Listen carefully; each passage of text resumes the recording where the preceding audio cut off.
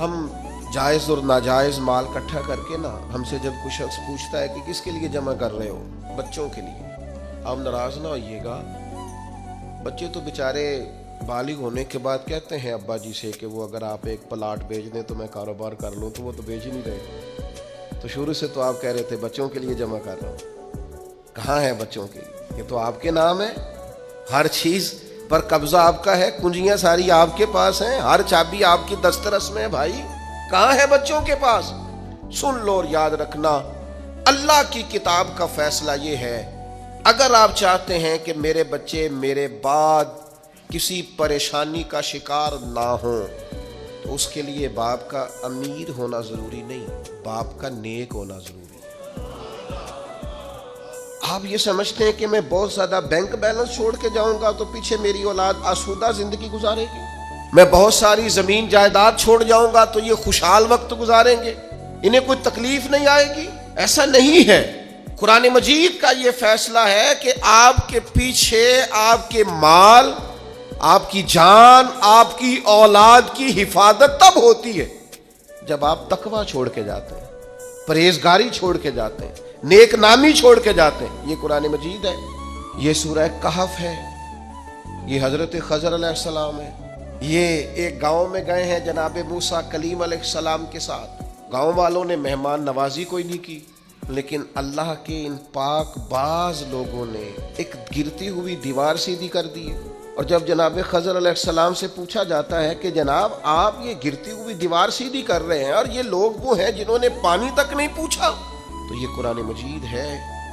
رب کریم فرماتا ہے جناب خضر علیہ السلام نے فرمایا یہ دیوار دو یتیم بچوں کی ہے، ان کی ملکیت ہے یہ جگہ، اور اس جگہ کے نیچے ان کا باپ خزانہ چھوڑ گیا ہے اپنے بچوں کے لیے۔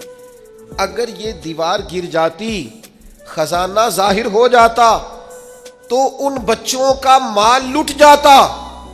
آپ نے یہ نیکی کیوں کی؟ تو اللہ کا قرآن کہتا ہے جناب خضر نے کہا وَكَانَ أَبُوهُمَا صَالِحًا، یہ نیکی اس لیے کی ہے کہ ان کا باپ نیک آدمی تھا، ان کا والد ایک صالح آدمی تھا۔ ابوہما صالحا۔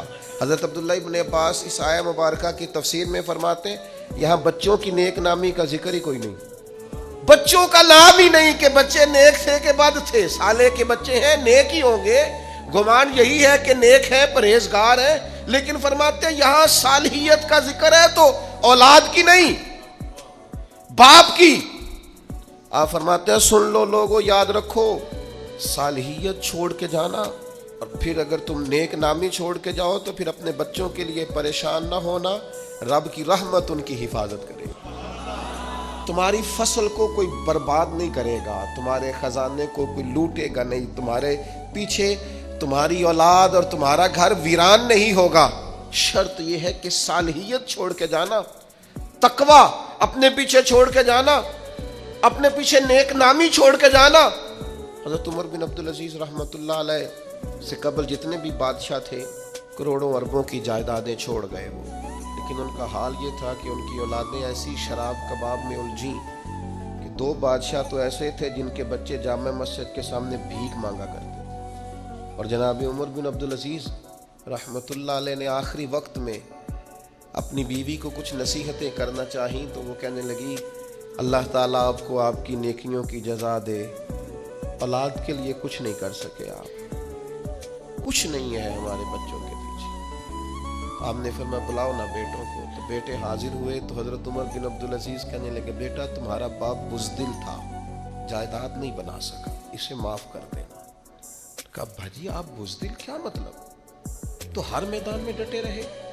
فرمانے لگے میں بزدل تھا بیٹا، دوزخ سے ڈر گیا، جہنم کی آگ سے میں ڈر گیا، میں نہیں اپنے مالک کے عذاب کا مقابلہ کرنے کی سخت رکھتا تو میں ڈر گیا، تمہارے لیے کوئی ناجائز پیسہ جمع نہیں کر سکا، اپنے باپ کو معاف کر دینا، بس یہی روکھی سوکھی ہے جو چھوڑ کے جا رہا ہوں، قبول کرنا۔ تو جناب عمر بن عبدالعزیز کے بیٹے اٹھ کے اپنے والد کے قریب بیٹھ گئے، کہنے لگے ابا جی آپ پہ سلامتی ہو، پرانے بادشاہوں کی اولادیں گلیوں سے گزرتی ہیں تو لوگ دیکھ کے رخ پھیر لیتے ہیں، اور ہم جس گلی سے گزرتے ہیں لوگ کہتے ہیں نیک آدمی کی اولاد جا رہی۔ تو پرہیزگار آدمی کے بیٹے جا رہے ہیں، آپ کے نام سے جانے جاتے ہیں، تو ہمارا قد ناز سے اونچا ہو جاتا ہے، ہمارا سر فخر سے بلند ہوتا ہے۔ دوستو اللہ فرماتا ہے وَكَانَ أَبُوهُمَا صَالِحًا، ان کا باپ صالح تھا، نیک تھا۔ گھر چاہتے ہو کہ پیچھے اولاد کو کوئی تکلیف نہ آئے، جانے کے بعد اولاد پر کوئی آزمائش نہ آئے، زمانے کی تیز دھوپ کی تپش انہیں نہ پہنچے، حالات کی شدت کا یہ شکار نہ ہو، پھر سرمایہ نہیں، مال نہیں، جائیداد نہیں، تقویٰ چھوڑ کے جانا، پرہیزگاری چھوڑ کے جانا۔